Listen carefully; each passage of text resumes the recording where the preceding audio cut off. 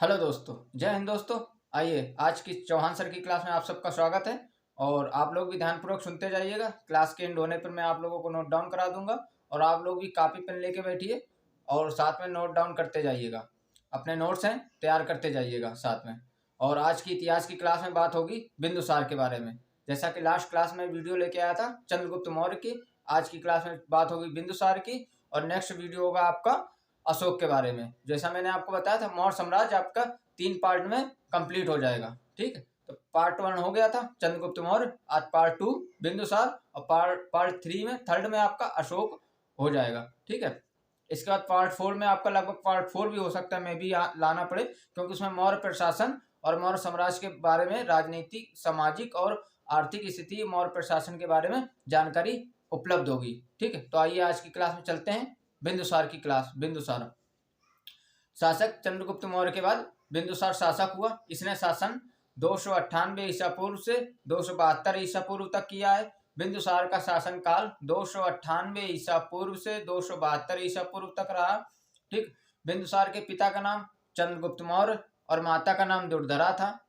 बिंदुसार के पिता का नाम चंद्रगुप्त मौर्य और माता का नाम दुर्धरा था।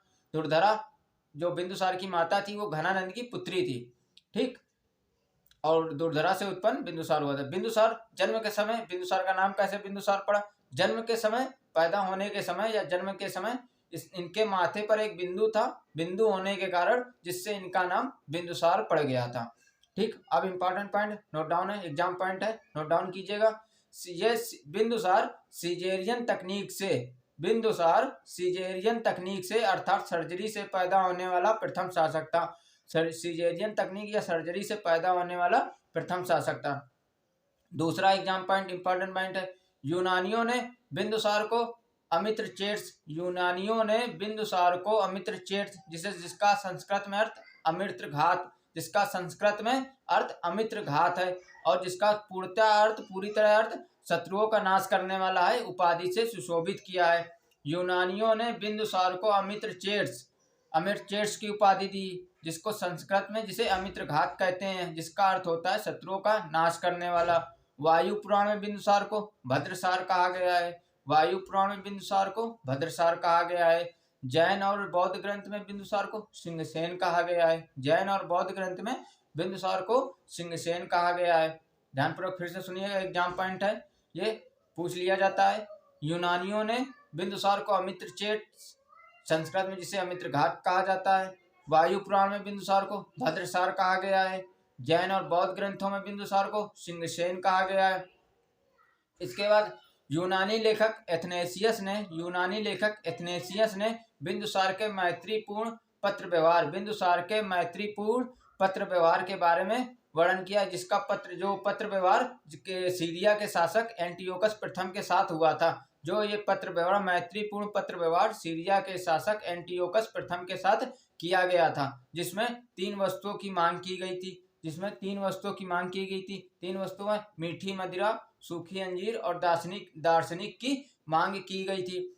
ठीक, सीरिया के शासक एंटियोकस ने 2 वस्तु मीठी मदिरा और सूखी अंजीर देने को स्वीकार किया और दार्शनिक को मना कर दिया था। इसके बाद सीरिया के शासक एंटियोकस, सीरिया का जो शासक था एंटियोकस, ये सेल्यूकस निकेटर का उत्तराधिकारी था। ये भी सुन लीजिए, जो एंटियोकस प्रथम था ये सेल्यूकस निकेटर का उत्तराधिकारी था। तो सीरिया के शासक एंटियोकस प्रथम ने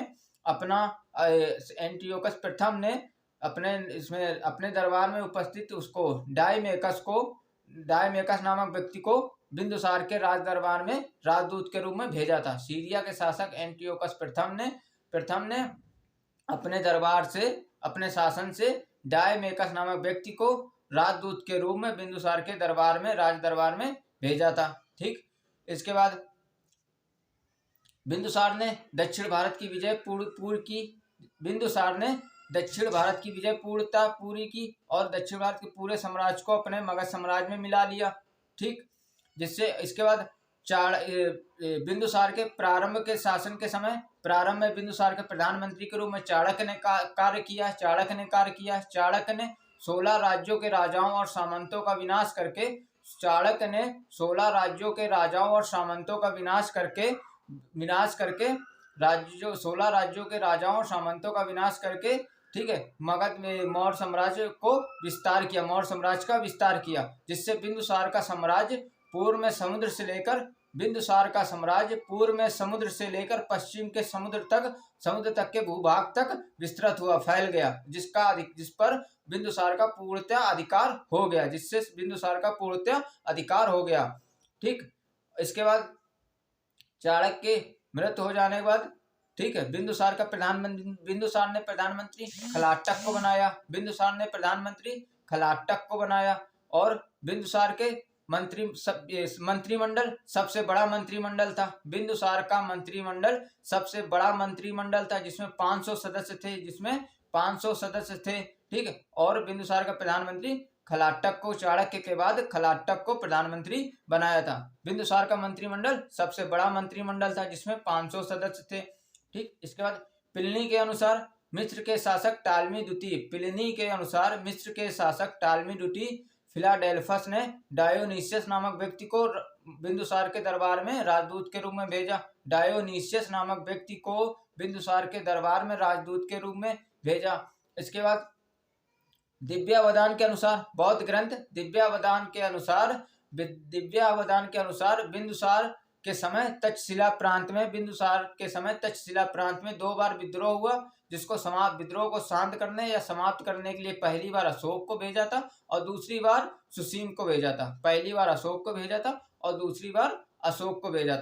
बिंदुसार आजीवक संप्रदाय